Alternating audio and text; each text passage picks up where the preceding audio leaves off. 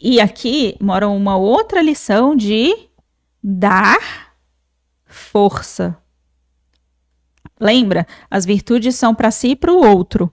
A virtude da força não é somente você dar força a si mesmo, entender que você dá conta, que você é forte, que você consegue, é fazer isso com os outros também. É você, e não é só a virtude da confiança, não é só confiar em você, em si mesmo, é confiar nos outros também. A virtude do merecimento não é em você conseguir entender as reações e, portanto, o seu merecimento. É você conseguir entender as ações e, portanto, o merecimento do outro também. Então, dar força é uma das lições que é a virtude da força. É entender que se aquela pessoa está passando por um problema, isso vai fazer ela dar conta. Ela vai conseguir. Então, dá força para essa pessoa, não tira a força dela. Força é o quê? Vida. É energia de vida. Então, quando eu falo força, é energia de vitalidade, de vida mesmo. Entender, essa pessoa vai dar conta, ela vai sair desse lugar. Aí tem pessoas, nesse caso, que acabam tirando a força das outras pessoas, enfraquecendo a própria família nesse lugar de, não, se eu contar a verdade para fulano não vai dar conta. O que isso significa? Significa que você está enfraquecendo a pessoa, porque você tá... O que por trás dessa crença significa? Significa que, não, fulano não sabe lidar com a verdade. Não, sabe sim. Acredita. Aquela pessoa consegue. Eu acredito que consegue. Todo mundo consegue lidar com a verdade. Então, conta a verdade para a pessoa da forma mais amorosa e gentil. Não precisa largar a verdade em cima da pessoa, mas conte da forma gentil e amorosa que você já sabe expressar a verdade. Então, as lições. A primeira, compaixão. A segunda, dar força, ou seja, você conseguir confiar, ter fé, que é inclusive a terceira lição, né? Ter fé. Ou seja, desenvolvimento de virtudes. No final, sempre é sobre virtudes. Deixa eu ler aqui os comentários de vocês. Boa noite, Eva. Bruna Rocha. O excesso de empatia é prejudicial? A que ponto? Não. O excesso de empatia não é prejudicial. A empatia, ela é necessária para que você aprenda a compaixão. É um passo necessário. Da mesma forma que para ter fé, você precisa aprender a confiar. É um passo necessário. Então, você desenvolve uma virtude para que depois, a partir dessa base, você consiga desenvolver outra. Se você não tem empatia, o que é empatia? Sensibilidade de sentir o outro, de sentir a dor do outro, de conhecer a sombra além da dualidade, ou seja, sem julgamento, com tolerância, conhecer a sombra do outro. Então, sabe que a pessoa fez alguma coisa que não é tão interessante? Empatia é isso, é entender, ok, é isso que ela fez, exatamente isso que aconteceu.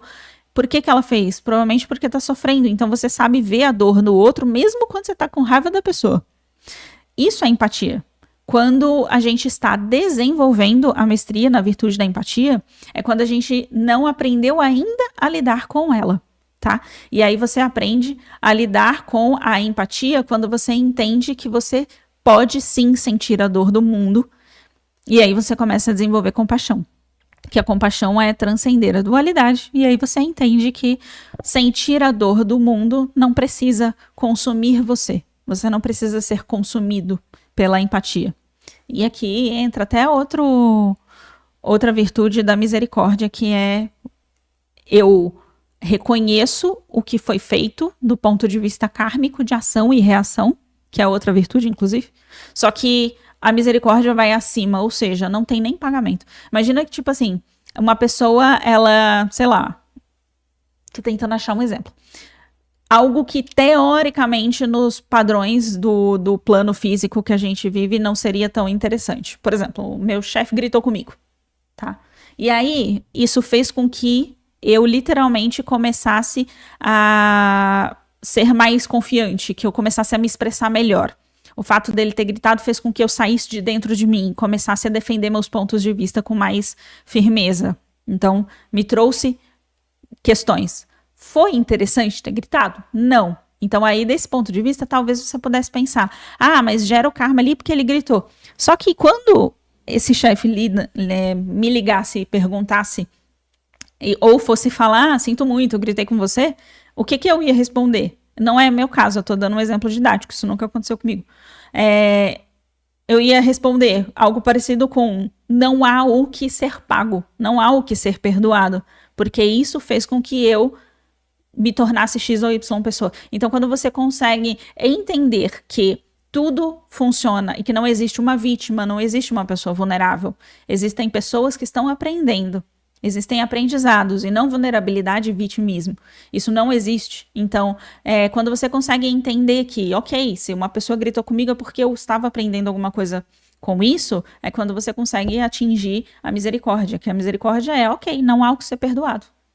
O planeta se equilibrou por si mesmo.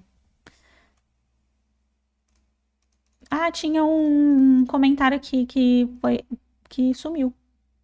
Bom, pessoal, tinham alguns comentários aqui que eles acabaram sumindo da minha tela. Se vocês tiverem alguma pergunta, pode ir deixando, tá? Aqui no chat.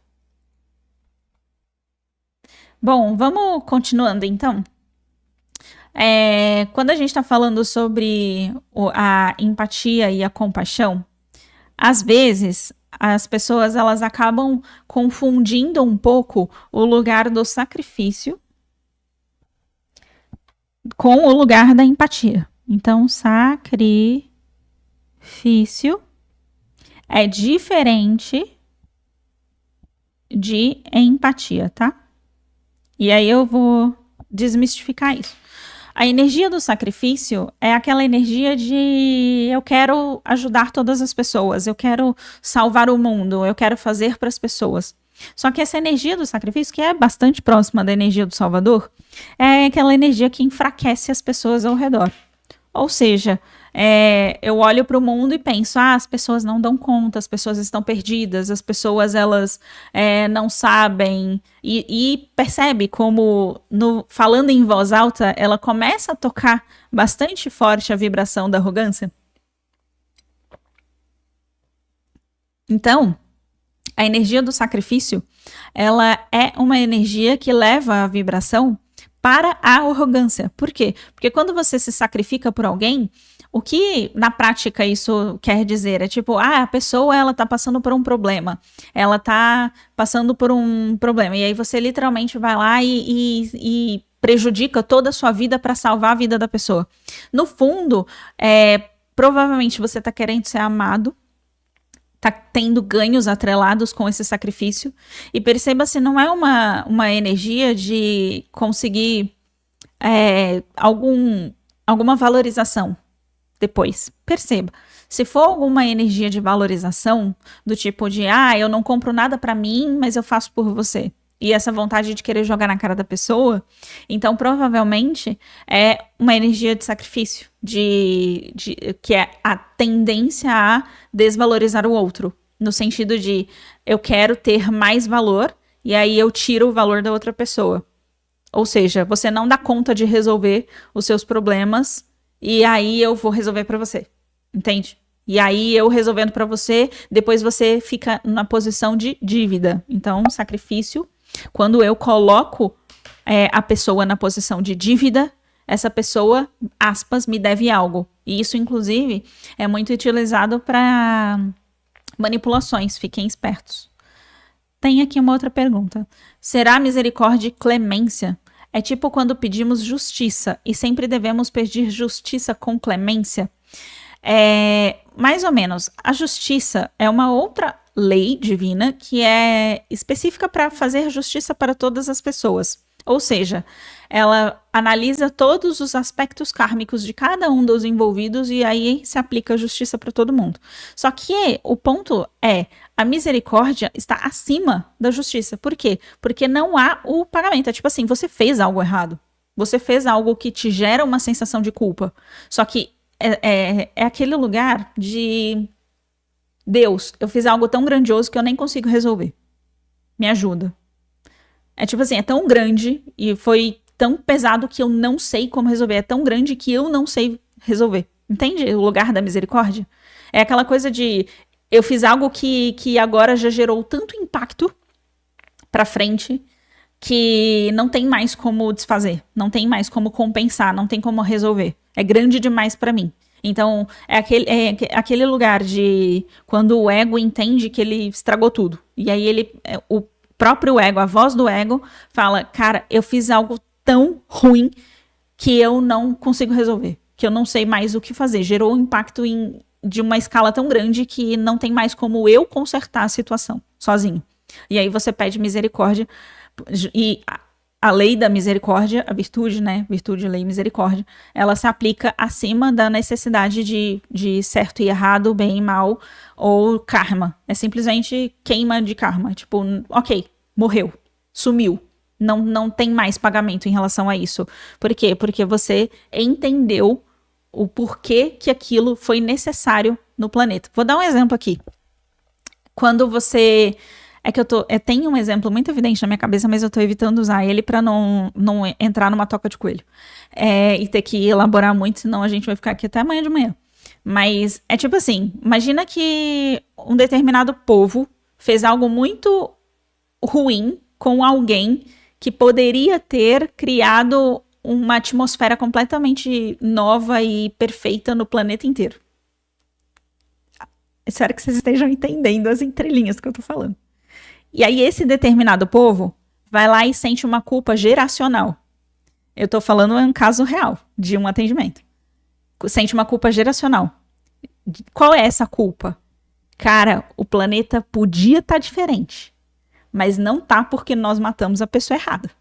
Meu Deus, o que foi que eu fiz? Entende? Aquela culpa coletiva, geracional, que passa de geração em geração e fica dormente no campo da pessoa, uma culpa de eu estraguei tudo. Eu fiz algo que foi, assim, grandioso demais pro lado ruim e não tenho mais como consertar. E aí olha pro planeta inteiro e fala, o que eu fiz? Inconscientemente, a pessoa não para elaborar esse raciocínio. Esse pensamento lógico, ordenado de o que foi que eu fiz, não para vir. Porque é inconsciente. Então, nesse caso, o que acontece é que a pessoa, ela carrega, provavelmente, uma necessidade de se conectar e tá aprendendo a lidar com a energia da misericórdia, que era o caso desse que eu tô contando para vocês, sem citar nomes.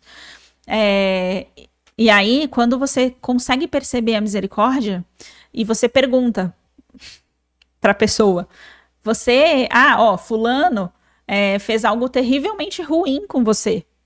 A pessoa que tem a virtude da misericórdia, ela vai falar, não existia um caminho diferente, tá? Espero que vocês tenham conseguido entender. Ela entendeu. Isso, ela entende que era a única forma, senão teria... não existia um caminho diferente, não existia uma realidade onde aquela pessoa ficasse viva. Entendem o que eu tô dizendo? Aí é esse lugar de, cara, o planeta poderia ser um planeta melhor, mas, caraca, nós estragamos tudo, nós matamos a pessoa errada. Aí aquela pessoa que morreu fala, não existia um lugar diferente, não existia um caminho, uma vida, uma realidade onde eu tivesse ficado vivo. Entendeu? A misericórdia. Aí vem a misericórdia, no sentido de não deve nada. Aí aquela culpa que a pessoa criou, aquela culpa coletiva de gerações e gerações e gerações, aquilo simplesmente se esvai, aquilo some. Por quê?